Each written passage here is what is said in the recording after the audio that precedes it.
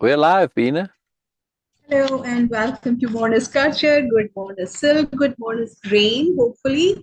And good morning to everyone who is watching us and will watch us record live and recorded later.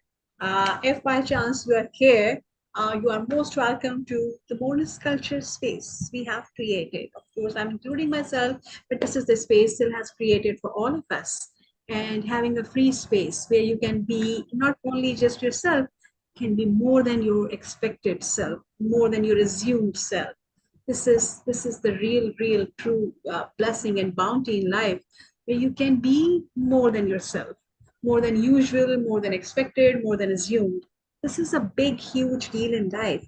I don't know that how many people have this privilege deliberately and clearly where they can be more than themselves. Mostly we sometimes we just we try to exaggerate ourselves, which is a completely different thing than being more, and mostly people just undermine themselves. They live below their potential. We live below our possibilities, like different type of norms we have just acquired and or like adapt from the culture, from society, from generations, from the ideas, from anywhere, that we try to be as being good people. We don't want to have moreness in life, especially when it comes to about ourselves, that okay, yes, I can be more. This is something we assume that it is coming from the ego side. Again, exaggeration is from the ego, but moreness is not. Moreness is Correct. actually opposite to what ego says, because moreness is not defined, it's not specific, it is not exaggeration, it is just a possibility. It's a very Yeah. nuanced difference here, which we need to pay attention, that what is coming from ego and what is coming from the moreness side, what is coming from the earnest side. So for me Yeah. to have just understanding the difference between that, whenever I am exaggerating myself, when I have to push myself, and I have some specific agenda attached to it, then it is coming from ego. But if it is just like, oh, yes, I can because I have been doing this, I've done this in the past. I surprised myself many times. I was assuming that I'm not able to, I cannot do this, but I did. So now, on based on that experience and memory of that experience, I'm putting my capital T trust that I can do more. How I'm going to do that? Okay, what will be the result? And why I'm doing this, these all are factors, because if I'm just doing it just to boost myself and of course quantify that, okay, this is what I did, then it is ego. But I am considering myself as a part of the universe, and universe is always more, then it is not coming from ego. Then it is just a pure acknowledgement that yes, as part of universe and universal intent, everything else, I can also be more. And that's it. And I have no agenda attached to it. I have no specification attached to it. I can be more, and that's it. So this is something, yes, I was just thinking that, okay, yes, to have a place where you can practice, you can implement, you can exercise your moreness. It's a real bounty in life. And this is a place where we are practicing it. And I'm privileged one here that, okay, yes, I can do it all the time. So thank you so much, Syl, for sharing this. And yes, what we are doing for newcomers, what we are doing here, we are busy with a capital R reading. TikTokers that joined. We got Sui and Jimmy and Poop. Wow. All right. Hello, Well, they all everyone joined there. us, Hello, so everyone brilliant. there. All fun names and very Yeah. good. Thank you so much for joining us. And I hope that you are going Although, to see. Yes. so maybe my pronunciation, it's Pope that joined us. Oh, yes. Who knows? Yes, Just yes. in case. So you all Just in are case. welcome. Okay, Jimmy, and of course, like I don't know that. Okay, what was the other name? And Two, but you are I welcome. think You're is, welcome to the Moreness yeah, culture. You're welcome to the Moreness space we have created. And right now, nowadays, we are busy with the capital R reading. It's a huge project. We are doing the capital R reading of Carlos yeah, Castaneda's books about Don Juan with a very specific intent to connect with Don Juan, not just get indulged into his sharings via his books and like, okay, yes, the mediums and everything. They are important, valuable. Of course, they were very influential at the time when it was new, it was life-changing, and it was really, it changes everything. In the understanding of reality, the concept of reality, it changes everything about this. yeah. And yeah, as per our understanding, as per Syl's understanding, of Oh yeah, it course, was a very big deal. is that he was sharing the moreness. He opens the door that yes, there is more available Yeah, than obvious. And this is a big, huge deal and big, huge contribution from, of course, Don Juan. And still, of course, very many people in throughout the world, we all really get inspired that. The main basic thing for me, the most immediate benefit that you can have a trust that yes, there is something more than obvious available. And I yeah, can say this with my personal experience, it is life changing. It is life transforming. When you have this trust that yes, there is always more accessible available to us. All we need is to just make ourselves able to perceive it. That's the whole thing. But yes, it is always more available. And it is very, very anti-ego thing because it doesn't allow you to be rigid that, oh, this is my perspective, this is my idea, and I'm going to just hold on to this. I'm going to put my foot in the ground and now I'm not going to move. No, when it is always more, when there is always more, how can you be rigid about anything? This is the yeah. basic of international peace. Like, okay, yes, everyone will be happy, of course, if we all get acquire this understanding. There is always more. My perspectives, my ideas are good right now in these particular circumstances until the better will come. That's it. No ego nonsense. So this is what we are doing, and this is what the message of Don Juan for us so far. And Don Juan shared a lot of moreness, really. He shared a lot of moreness. And this is what we are doing. We are doing the capital R reading of uh, Carlos Castaneda's books about Don Juan with the specific intent to connect with Don Juan's intent, his energy, and himself. Exactly, Yes. So exactly. you And guys are also most very welcome to join specifically, us I don't every think. day. Oh, yeah. So please continue. Hi, Bucket List Guy. He joined us on IG. I also want to mention very specifically that Carlos Castaneda and Don Juan, his apprenticeship involves a lot of stuff like the power plants and the sorcery stuff. We're not interested in any of that. Why? Because we cannot use it. Now, it's not available to us. But what is of profound usefulness and value, capital V value, is all the character training aspects of what Don Juan says. This we can use. Yeah, which is in Don Juan's words, the warrior's way. Yeah. And I've extended that, I've taken it further into the way of impeccability and the language of conceptionality and attunement and all sorts of stuff, right? But we're going to connect to the character training. This is it's starting to come through. And the last where we were on controlled folly. That's what I need to share. That I need to search for controlled folly. Right? These are all concepts, conceptions, which are life changing. Right? This idea of controlled folly. Ah, come on. So search properly. Type properly. Controlled folly. Right? I mean, just those two words together. Controlled folly. Yeah. I mean, if you think about it, what does it mean to you, Beena? I am just okay. Say it again, please. Sorry, I was busy responding to someone. Oh, controlled folly. This term, controlled folly. Yeah, what does it say to you? Is it saying that okay, by making a deliberate choice, even if it doesn't seem right on surface, it's a control for you. Like okay, on surface it looks like that okay, something is destruction or something is happening, but I'm making it.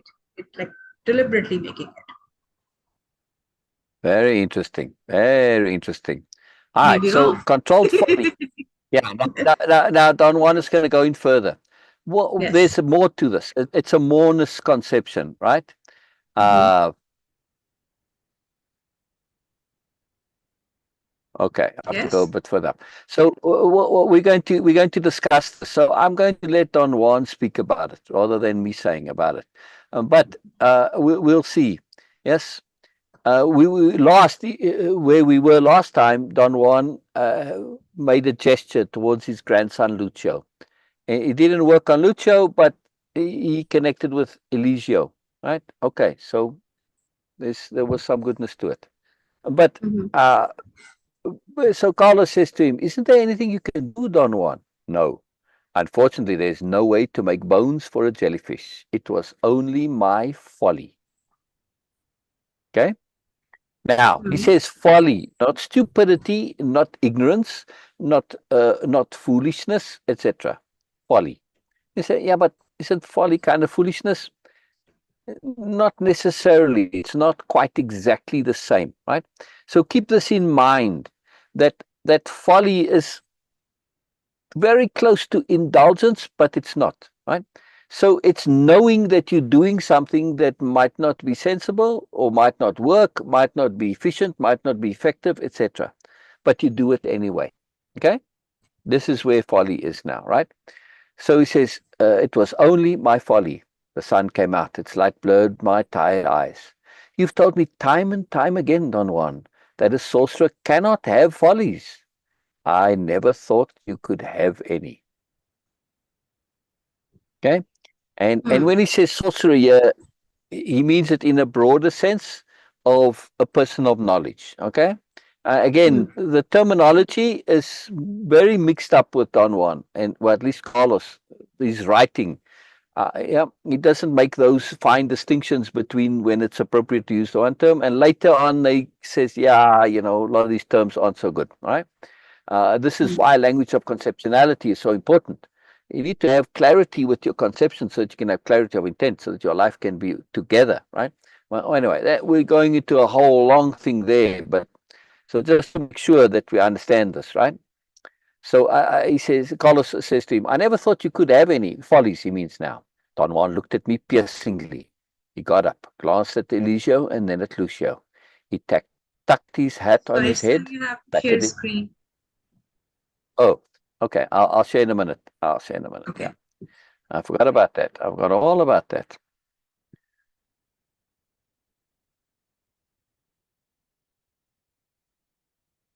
All right. There we go. Don Juan looked at me piercingly. He got up, glanced at Eligio and then at Lucio. He tucked his hat on his head, patting it on its top. It's possible to insist, to properly insist, even though we know that what we're doing is useless. But we must know first that our acts are useless, and yet we must proceed as if we didn't know it.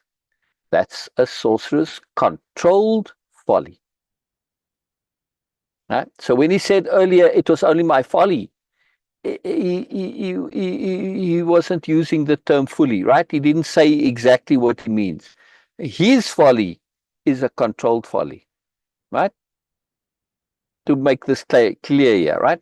So Carlos, when he heard folly, he heard silliness, foolishness, idiocy, indulgence, whatever. But Don Juan is really meaning there when he said it was only my folly, because his folly is a controlled folly, right?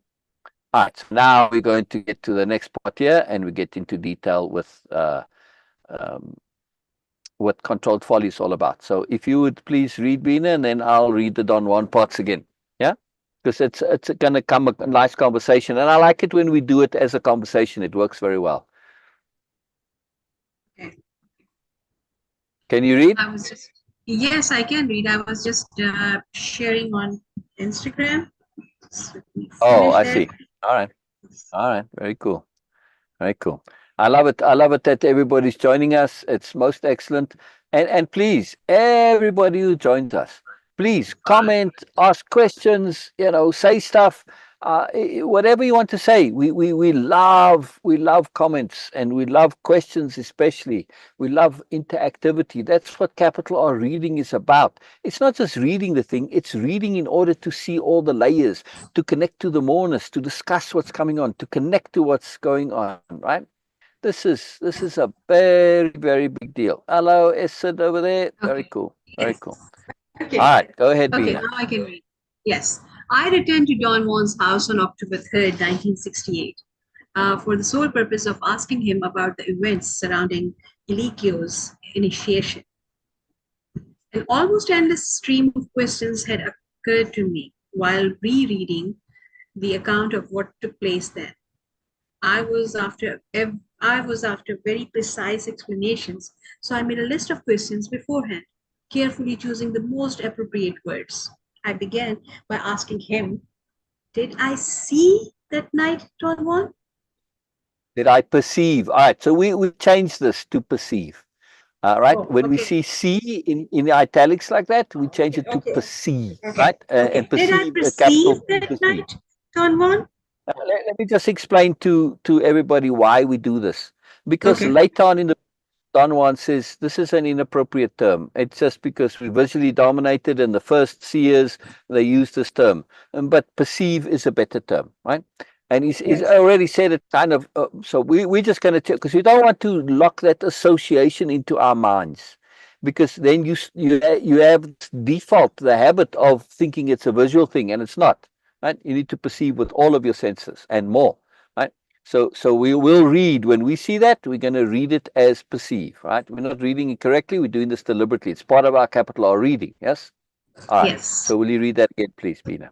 Okay, I began by asking him, "Did I perceive that night, Don Juan?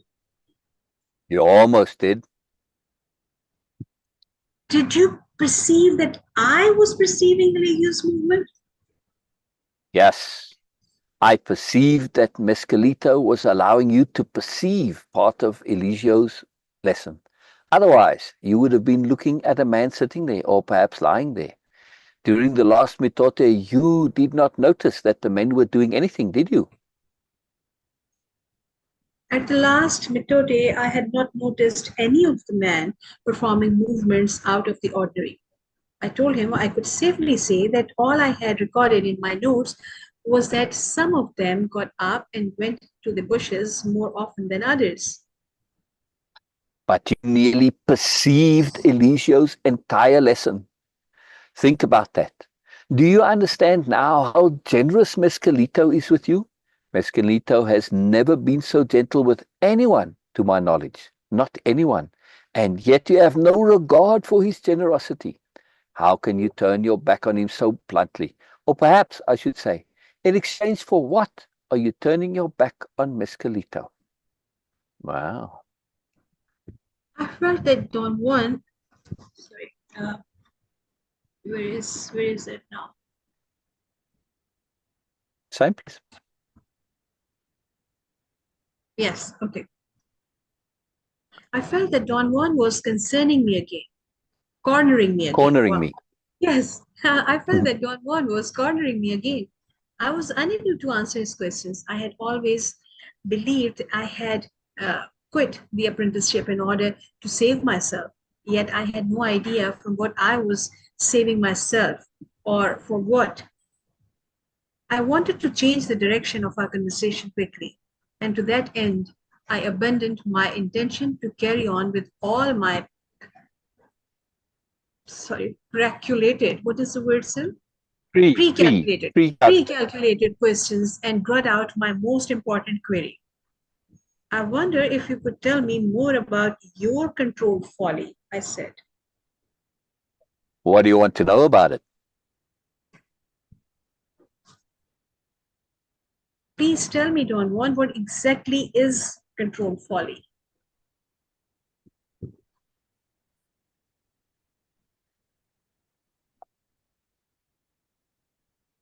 Are you Keep there? going.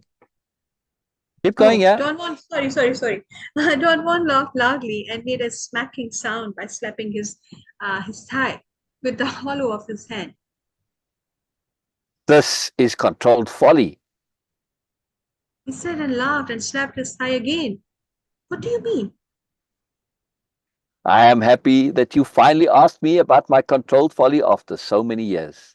And yet it wouldn't have mattered to me in the least if you had never asked. Yet I have chosen to feel happy, as if I cared that you asked, as if it would matter that I care. That is controlled folly. We both laughed very loudly. I hugged him. I found his explanation delightful, although I did not quite understand it. We were sitting as usual in the area right in front of the door of his house. It was mid-morning. Don Juan had a pile of seeds in front of him and was picking the debris from them. I had offered to help him, but he had turned me down. He said the seeds were a gift for one of his friends in central Mexico, and I did not have enough power to touch them. Wow.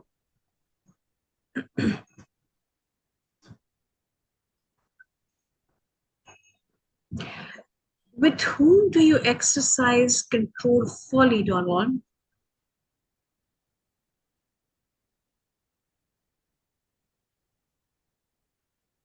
Sir, are you there? Yeah, I'm waiting for you to finish the sentence there, the part till it gets to me again.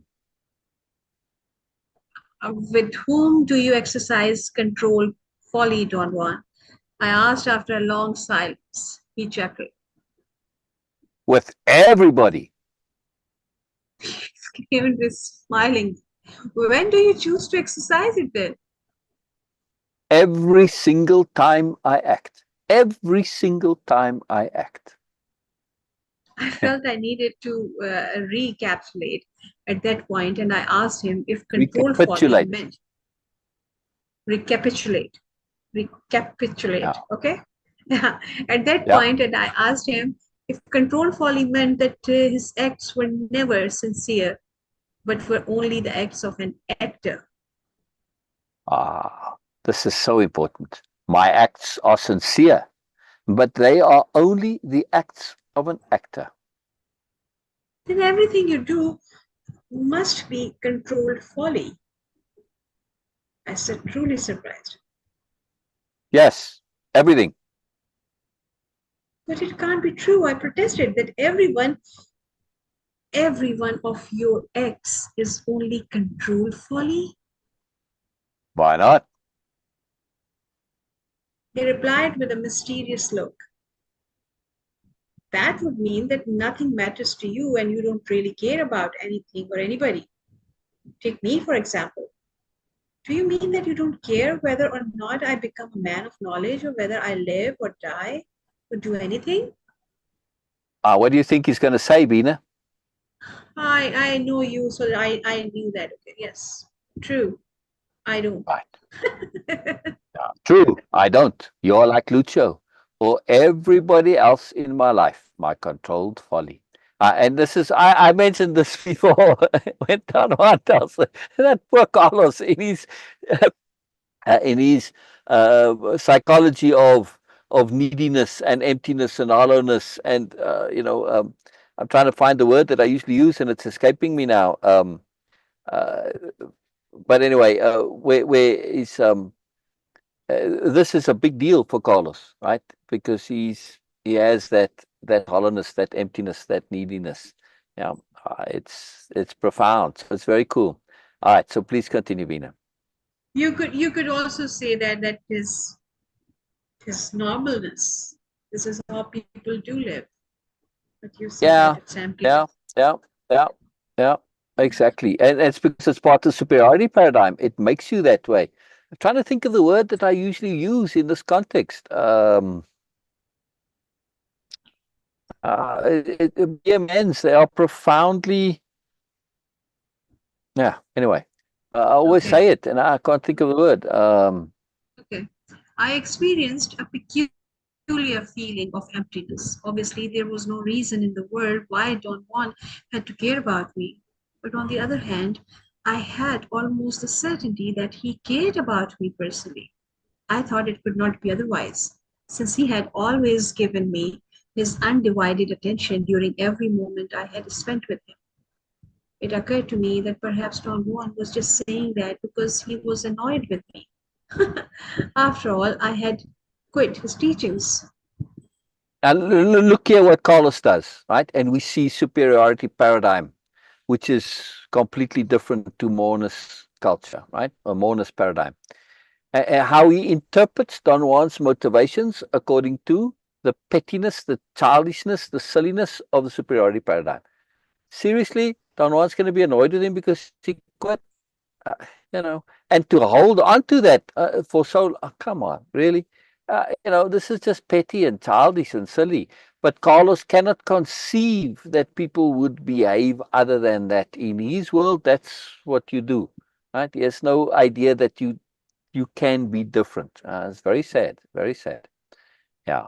I have the feeling we are not talking about the same thing.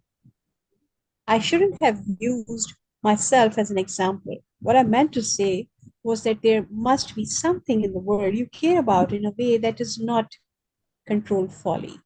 I don't think it is possible to go on living if nothing really matters to us. I don't think, yes, Carlos, you don't think. You're quite right. That applies to you. Things matter to you. You asked me about my controlled folly, and I told you that everything I do in regard to myself and my fellow men is folly, because nothing matters. My I'm point adding is, in some. Beena, yes, I just want to say that I'm reading it with a bit of extra punctuation there because I really understand this point, and Carlos isn't quite writing it. It's because nothing matters, right? So I'm adding in a bit of extra punctuation there. But anyway, yes, it makes the yes, point. Yeah. Let me yes. read that again. That applies to you. Things matter to you. You asked me about my controlled folly, and I told you that everything I do in regard to myself and my fellow men is folly because nothing matters. My point is, Don Juan, that if nothing matters to you, then you go on living.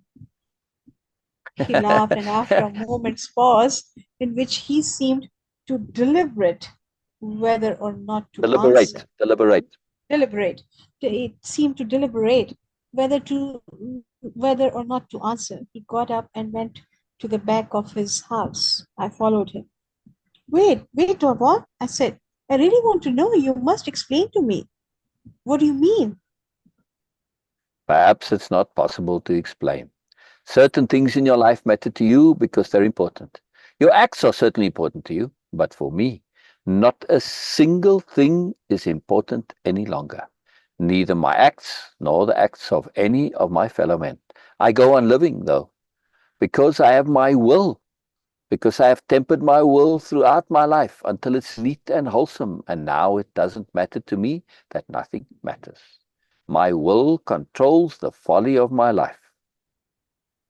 He squatted and ran his fingers on some herbs that he had put to dry in the sun on a big piece of burlap. I was bewildered. Never would I have anticipated the direction that my query had taken. After a long pause, I thought of a good point. I told him that, in my opinion, some of the acts of my fellow men were of supreme importance. I pointed out that a nuclear war was definitely the most dramatic example of such an act. I said that, for me, destroying life on the face of the earth was an act of staggering enormity. You believe that because you're thinking. You're thinking about life. Don Juan said with a glint in his eyes. You're not perceiving. What? I feel differently if I could perceive. I asked. Once a man learns to perceive, once a person, again, we don't want to use the masculine, yeah, right? So we're going to change it. Once a person learns to perceive, they find themselves alone in the world with nothing but folly. So please, okay, put your cursor there because it jumps, so I don't know where it is. At the top. Okay. He paused for a moment and looked at me as if he wanted to judge the effect of his words. Your acts, as well as the acts of Your your acts fellow men as in. well as the acts of your self. You have to Hang say on, it. hang on, it's Yes. me. Yeah, we got a bit of lag, I think. So I was reading it and you didn't hear. Your acts, as well as the Yes. acts of your fellow men in general, appear to be important to you because you have learned to think they are important.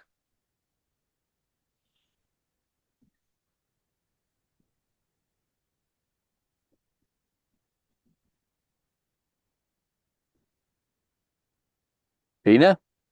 Wow, long lag there.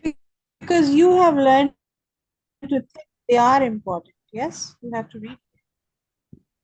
I did read it. I'm waiting for you to read the next sentence. You used the word. Wow, it's lagging still. Okay, sorry, Syl. It's lagging. Please read. Continue because my internet is Okay. lagging. All right. He used the word learned with such a peculiar inflection that it forced me to ask what he meant by it. He stopped handling his plants and looked at me. We learn to think about everything, and then we train our eyes to look as we think about the things we look at. I want to reread this, right? This is very, very important. And in Moreness-Culture, right, perception, understanding, and understanding our psychology, how the brain works, this is very important. Yeah. So Don Juan is talking here about the actual action of learning and the peculiarity of our particular learning, which is really not actual learning, right? We learn to think about everything. And then we train our eyes to look as we think about the things we look at. We look at ourselves already thinking that we are important, and therefore we've got to feel important. And then when a person learns to perceive, they realize they can no longer think about the things they look at. And if they cannot think about what they look at, everything. All right. Now let's do our capital R reading. Yes, and apply this in the context of modern day physics. Yes, that existed in this time, but it wasn't physics back then. This is in the 60s. Physics back then didn't have the spiritual connectivity that it does today, right? It was more seen as very kind of stiff and non-spiritual. All right. But now when we understand a little better, we get more. But I want to bring something in here which I've never seen anybody else do. Yes, and I feel it's incredibly important. I mean, it's like a duh, but it's a profound duh. We take E equals mc squared, which stands for energy is equal to mass times c squared, which is the speed of light squared, which is just a very big number. It's not infinite. A lot of people think it means it's infinite. No, it's just the speed of, it's a very, very large number, right? So we've got energy equal to mass times speed, right? So when you move mass very fast, you get lots of energy. In other words, you get energy. But if we take that same equation and we rearrange it, and we put m for mass or matter, right? We put m is equal to E divided by c squared. So to get to matter, we take energy and we divide it by that very large number. What does that divide mean? I've never ever seen anybody actually say specifically what that divide means and how it gets done. Yeah. Now I will add in my understanding, my duh of it, and to me it just makes complete sense. Maybe they don't say it because they intuit it, right? And it's like, okay, so E divide by this big number, energy divided. That divided to me is slow down. Slow down, right? And we know this from when you slow down steam, you get water. You slow down water, and you can see it, the Brownian movement. If you look through a microscope, you look at steam, you see the little molecules going like crazy, zipping around all over the show. It's called Brownian movement, yeah? You slow that down, you get water. You slow that down, you get ice, okay? So we already know this is the process, slowing it down. But on a more profound level, right, on where we're talking about capital E energy, the raw energy of the universe, yeah? When that gets slowed down, yeah. And what is the process that causes this slowing down? Conception, awareness, attention, consciousness. That's the mechanism. Yeah. So when we, and Einstein said this himself too, he said what we see is not, we don't see the raw energy. We see the translation of that energy. So we create everything around us. Now, Don Juan is going to explain this later on through the rings of power. Because now you say, wow, okay, if I'm doing this, I can just do whatever I want to and create my own reality and materialize or manifest my Ferrari. No, it doesn't work that way. Why? Because this is a joint collaboration between all sentient beings. All sentient beings, not necessarily all humans, all sentient beings. Anything that has sentience can do this, right? So that includes whatever you might regard as sentience. For all we know, the trees are part of this, right?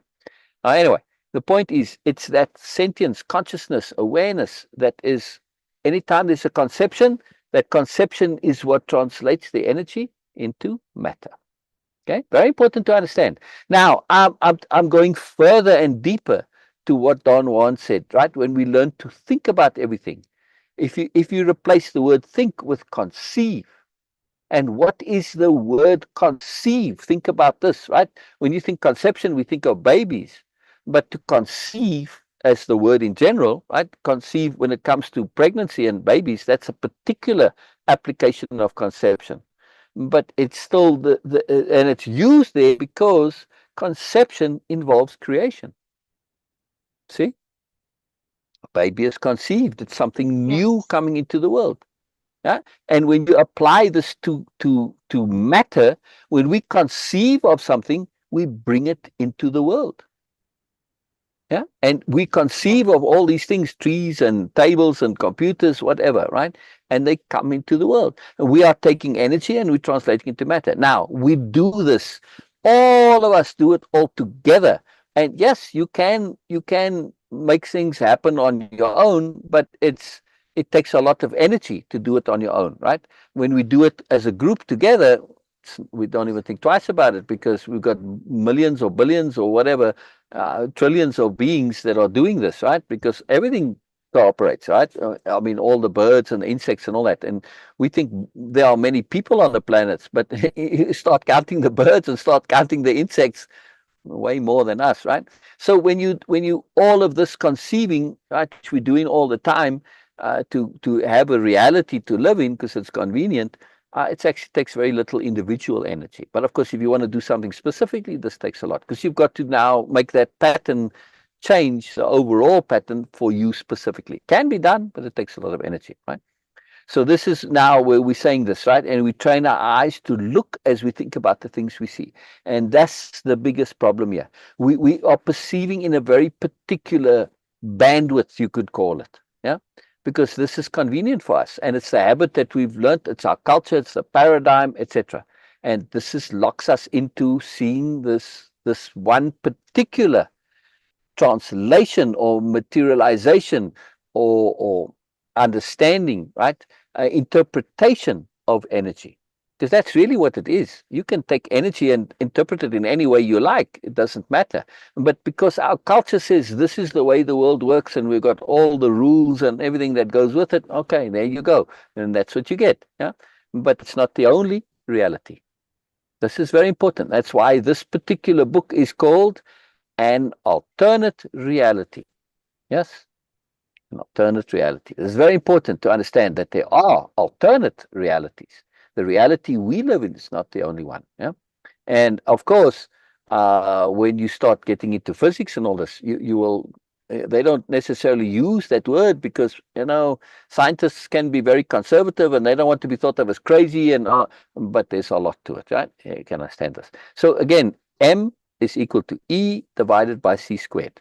When you understand that, you really, really understand that in this context of conception, as conception being that dividing line, then everything falls into place. The whole world suddenly makes sense. Yeah. But now we say, are we limited to only this particular conception of E? No, of course not. No, of course not. Yeah. So very important. And we know this from people that have visions and see different realities, right?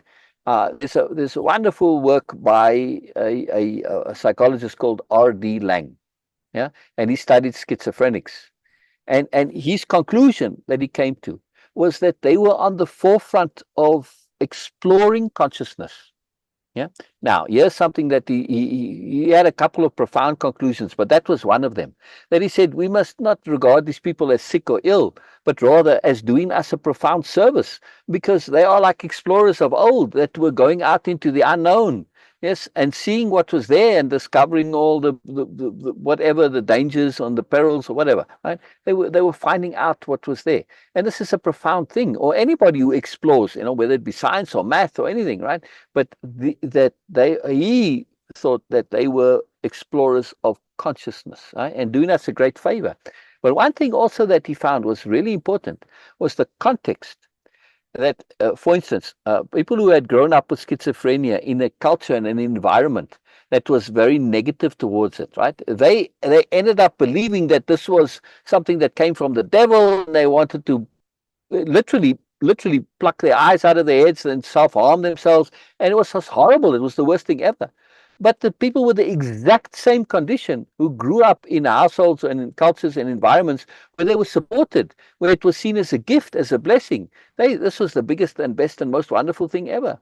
And all that was different was just that interpretation, that context, right? So when we look at this, it changes everything. Perception is a variable that we can influence. See, much like controlled folly. When we understand this about perception, that what we have been taught that the things we perceive are unchangeable, but that's not so. Okay, it's not so. It's absolutely not so. Right? Perception is a variable.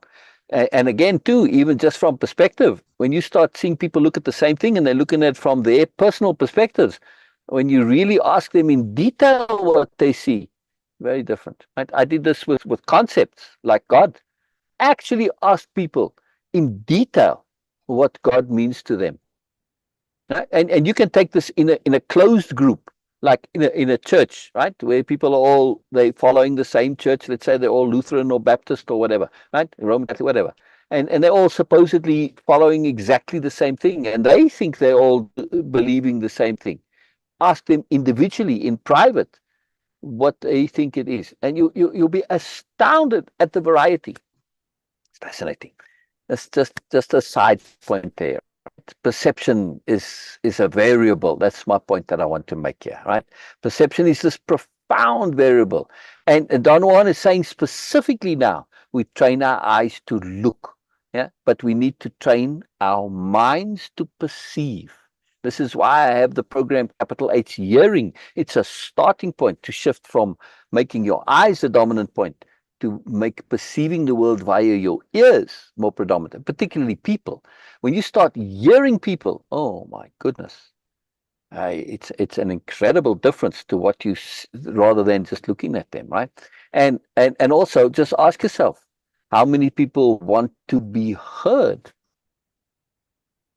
How often are you heard? Anyone listening to this, how often do you feel heard? Very seldom, right, Beena? Very often. Very few people Always. feel heard. I'm saying for myself. Right, exactly. I mean, I hope you feel heard because I really make every effort that I can to hear you. That's why I'm saying I that love hearing. often, almost always. Yeah, but that's you now. But in general, very few Yes. people feel. Very few people feel heard. They might be heard, but they don't feel heard. My point that I'm making is here that when you start to hear and a capital H here and listen to the world, it's a whole different experience. Now, it's a start to perceiving. We also want to learn to feel the world, of course, yes? And now you add all of that together, you get to capital P perceiving, and you start to break down these conceptions and you start to think abstractly. Now things are changing, yes? So again, of course, we're going to get into this in much detail later on with stopping the internal dialogue and all of this in the next book, right? We're going to get into the details and the specifics. It might come in this book already about how to learn to perceive. Capital L learn, not programmed learning, which is the condition, the paradigm. We just assume things to be whatever it's been told us to be. But, even within that, it's when you think about it a bit more, it all starts to break down and fall apart. Huh? So this is what capital R reading is about, because it's part of capital P perceiving, which is part of our discernment and awareness and understanding. We want to see all the layers. And our two profound tools in Way of Impeccability, thinking things through to the end. You got to think it through to the end. 95, 99, not enough. To the end, all the way to the end. And you've got to perspective shift to multiple perspectives, right? Until the whole coagulates and falls into place, right? You keep going until you click the whole, right? It's like understanding the inside of a building, the floor plan, right, of a house by looking through the windows. One window won't do it, but you don't have to look through all the windows. At a certain point, your brain can put it all together through deduction and inference, etc. Okay, I get it now, right? That's with truth. We were capital T truth is when you have enough perspectives and you see the whole that's greater than the sum of the parts. Your brain puts it together. Very profound, right? Big deal. All right, so Yes. let's continue If, reading. Yeah, yes. Okay. please.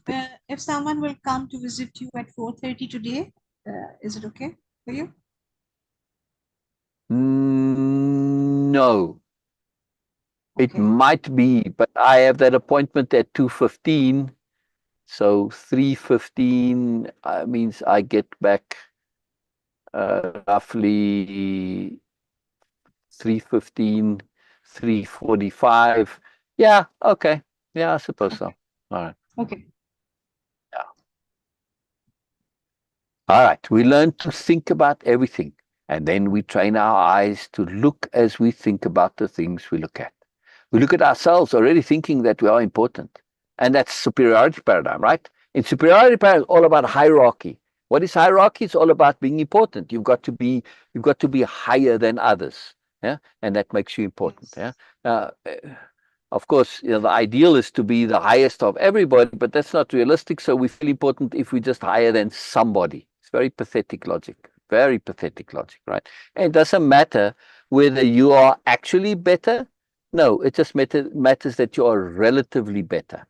So it doesn't mean that you are a good person, you're sensible, you've got good character, you've got competence, you've got understanding, awareness, discernment. None of that matters as long as you're better than the. So in other words, you can be less bad, less worse, and that's okay too. As long as somebody else is worse than me, it doesn't matter that I'm bad. All hierarchy. This is the horror of the superiority paradigm. It doesn't have actual value. Moreness-Culture. This is about extending and finding your own moreness. It's already there. You just have to connect to it. Yeah? We all have an intent to goodness, so we just have to connect to it. That's very profound. So we have this in us. We just need to connect to it. It's very different. And we don't care about relatively. Moreness-Culture celebrates difference. Celebrates difference, not just tolerates it or accepts it. No, celebrates it. Very big difference. Very big difference. Right? And therefore, he says, we look at ourselves already thinking that we are important. This is Don Juan now, right? And therefore, you've got to feel important. But then when a person learns to perceive, they realize that they can no longer think about the things they look at. And if they cannot think about what they look at, everything becomes unimportant. In order to perceive, you have to stop your internal dialogue. It's very difficult to do. We are habituated. It just runs on its own loop over and over and over. And if you actually listen to what you're saying inside your head, it's like whatever, sometimes just complete and utter rubbish and nonsense, right? And if you do, trying to think of the word now, when you just writing, stream of consciousness, right? Try that. Just write whatever comes into your head without editing it. And you see a lot of rubbish comes out there too, right? A lot of unnecessary stuff. So that's what's going on inside. That stream of consciousness, our eternal dialogue, it just runs because it feels it needs to. And it does. There is a real pressure there. It's maintaining the world. If you stop that internal dialogue, you're going to collapse the world, and we're going to get to this via Don Juan later on, right? Very, very important point. Don Juan must have looked, but when a man, all right, realize everything becomes unimportant. Don Juan must have noticed my puzzled look and repeated his statement 3 times, as if to make me understand him. What he said sounded to me like gibberish at first, but upon thinking about it, yay, Carlos, yay! But upon thinking about it, these words loomed more like a sophisticated statement about some facet of perception. All right, good credit here to Carlos, that he does think about it a bit more and that he does realize that this is very sophisticated. It's a very sophisticated understanding of perception. Very sophisticated. Now, Carlos struggles because insecurity, that was the word I was looking for earlier, Beena. Carlos's insecurity, that's why he got affected by the controlled folly, that Don Juan doesn't really care about him, right? Because he's insecure. And superiority Yes. paradigm, all about insecurity, right? This is what drives the superiority paradigm, because insecurity is at the root of it. I tried to think of a good question that would make him clarify his point, but I could not think of anything. All of a sudden, I felt exhausted and could not formulate my thoughts clearly. Don Juan seemed to notice my fatigue and patted me gently.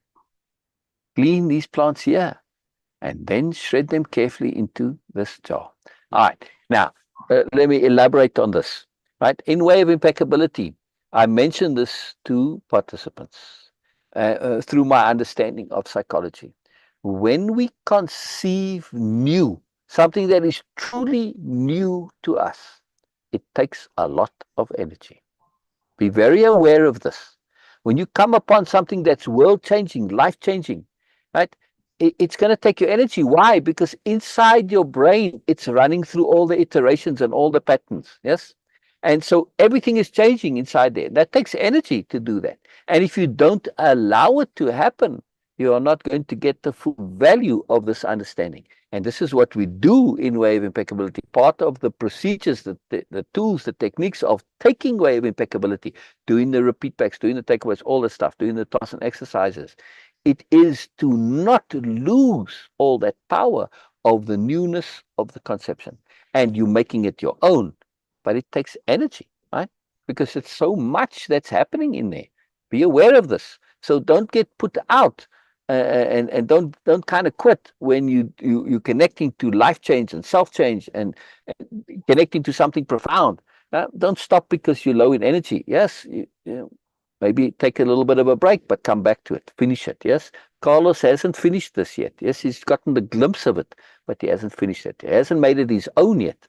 Right? So he's far from understanding it. Carlos is an intellectual, and he thinks when you hear something and you understand it, that's enough. No, it's not enough. You've got to apply it. And the only way you're going to really apply it fully is when you make it your own. That's when you truly, truly know it. Intellectually knowing something is like putting it on your hard drive. But then it's like when you download your new update for your new operating system or whatever. You download it, but it's not installed. You have to install it. Installing it is the equivalent of making it your own. Right? That's very, very key. Very, very, very crucial. Very key. Key. Clean these plants here and then shred them carefully into this jar. He handed me a large coffee jar and left. He returned to his house hours later in the late afternoon. I had finished shredding his plants and had plenty of time to write my notes. I wanted to ask him some questions right off, but he was not in any mood to answer me. Now, Carlos always interprets things according to him. Like somehow, I mean, that statement there implies Don Juan is moody. He's not. He's being strategic. He's not moody at all. He said he was famished and had to fix his food first. He lit a fire in his earthen stove and set up a pot with bone broth stock. He looked in the bag of groceries I had brought and took some vegetables, sliced them into small pieces and dumped them into the pot. Then he lay on his mat, kicked off his sandals, and told me to sit closer to the stove so I could feed the fire. It was almost dark. From where I sat, I could see the sky to the west. The edges of some thick cloud formations were tinted with a deep buff, while the center of the clouds remained almost black. I was going to make a comment on how beautiful the clouds were, but he spoke first. Fluffy edges and a thick core, he said, pointing to the clouds. His statement was so perfectly apropos that it made me jump. I was going to tell you about the clouds. And then I beat you to it. He said, and laughed at Tarek Abandon. Carlos doesn't click yet what's going on. Anyway, then I beat you to it. I asked him if he was in a mood to answer some questions. What do you want to know? What you told me this afternoon about controlled folly has disturbed me very much. I really cannot understand what you meant. Of course you cannot understand it. You are trying to think about it. And what I said does not fit with your thoughts. All right, now, a little clarity here. It doesn't fit with Carlos's conceptions of the world. When we understand thoughts and we add in conceptions there, and this conceptionality, Carlos does not have the appropriate conceptionality with which to understand this. This is the power of the language of conceptionality. Yeah. Of course, all of this, the way of impeccability, it's all about application. Language of conceptionality, again, you've got to apply it, otherwise nothing matters. Yeah. Excuse me. I'm trying to think about it, but that's the only way I personally can understand anything. For example, Don Juan, do you mean that once a man learns to perceive, once a person learns to perceive, everything in the world is worthless? Pay attention to language, Carlos. Pay attention to language. See, this is again inherent in way of impeccability and language of conceptionality, is that you are paying attention. And there's a difference to understand the nuances. This is discernment, understanding nuance, right? I did not say worthless. I said unimportant. Everything is equal and therefore unimportant. For example, there's no way to say, for me to say that my acts are more important than yours, or that one thing is more essential than another. Therefore, all things are equal, and by being equal, they are unimportant. In the grand scheme, every single thing is necessary. They're all equally important or equally unimportant. Very, very crucial. Very, very crucial understanding. That doesn't make them worthless. Yeah? No, not at all. Quite the contrary. I asked him if his statements were a pronouncement that what he called perceiving was in effect a better way than merely looking at things.